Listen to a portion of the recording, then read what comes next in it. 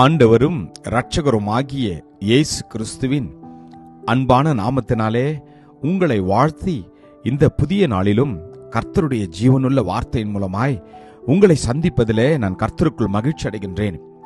சங்கீதம் 18:28. தேவரீர் என் விளக்கை ஏற்றுவீர், என் தேவனாகிய கர்த்தர் என் இருளை வெளிச்சமாக்குவார். ஆமென். Psalms 18:28. For you will light my lamp, the Lord my God will enlighten my darkness. ஆமென். உலகத்திலே வந்து எந்த மனுஷனையும் பிரகாசிக்க பண்ணுகிற மெய்யான ஒளியாகிய இயேசு கிறிஸ்து நம்மை பார்த்து சொல்கிறார், நான் உங்களுடைய விளக்கை ஏற்றுவேன். அநேகர் என்னுடைய விளக்கு அணைந்து போய்விட்டது, இனி நாங்கள் எப்படி வாழப்போகின்றோம், எங்களுடைய பாதைகளை எங்களால் பார்க்க முடியவில்லையே, நாளை தினத்தை குறித்து நாங்கள் கவலைப்பட்டு கொண்டிருக்கிறோமே என்று நீங்கள் கலங்கிக் கொண்டிருக்கலாம். கர்த்தர் இந்த நாளிலே நம்மை பார்த்து சொல்கிறார், ஒவ்வொருடைய இருளையும் அவர் வெளிச்சமாக்க விரும்புகின்றார். கர்த்தர் நம்முடைய வாழ்க்கையில் இருக்கிற எல்லா இருளான பாதைகளை அவர் வெளிச்சமாக்க போகின்றார். அவரே நம்முடைய மெய்யான ஒளியாகிய இயேசு கிறிஸ்து. 2000 ஆண்டுகளுக்கு முன்பதாக இருளிலே நடக்கிற ஜனங்கள் பெரிய வெளிச்சத்தை கண்டார்கள் என்று வேதம் சொல்கின்றது. யார் அந்த வெளிச்சம்? தேவனுடைய வார்த்தை தான். அவர்தான் இயேசு கிறிஸ்து. இந்த உலகத்திற்கு வந்து நானே வழியும் சத்தியமும் ஜீவனுமாய் இருக்கிறேன் என்று ஒவ்வொருவருக்கும் அவர் ஒளியின் பாதையை காட்டும்படி அந்த உலகத்திற்கு வந்திருக்கிறார். இருள் நீக்கும் இறைவன் உங்களுடைய இருளை அவர் நிச்சயமாய் இந்த நாளிலே நீக்குவார். வேதம் சொல்கின்றது, இருளில் நடக்கிற ஜனங்கள் பெரிய வெளிச்சத்தை கண்டார்கள்.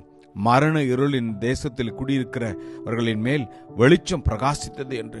அதே வெளிச்சம் இந்த நாளிலே உங்களுடைய வாழ்க்கையில், என்னுடைய வாழ்க்கையில் அது பிரகாசிக்க போகின்றது. ஆம், அந்த காலத்திலும் மரண இருளில் உட்கார்கிறவர்களுக்கு வெளிச்சம் தரவும், நம்முடைய கால்களை சமாதானத்தின் வழியிலே நடத்தவும் அவ்விரக்தினாலே உன்னதத்திலிருந்து தோன்றிய அருணோதயம் நம்மை சந்தித்திருக்கிறது என்றான். ஆமென். அந்த அருணோதயமாகிய இயேசு கிறிஸ்து இந்த நாளிலே நம்முடைய இருளை அவர் வெளிச்சமாக்க போகின்றார். ஆம், நீங்கள் எதை குறித்தும் இனி கவலைப்பட வேண்டாம்.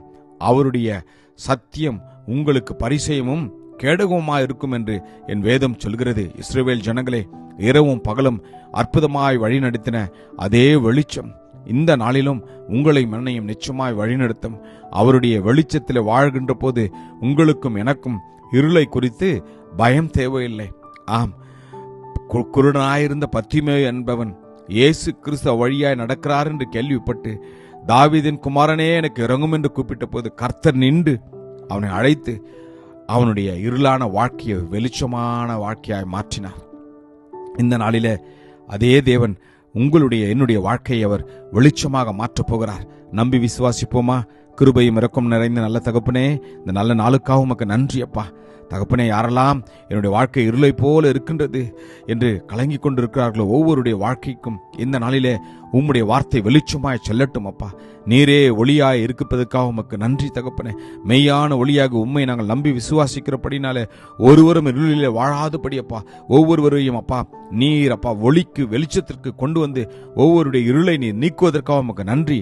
ஆசீர்வதியும். இயேசு கிறிஸ்துவின் வல்லமையுள்ள நாமத்திலே ஜெபிக்கிறோம் ஜீவனுள்ள நல்ல தகப்பனே. ஆமென். God bless you. Jesus loves you. Amen.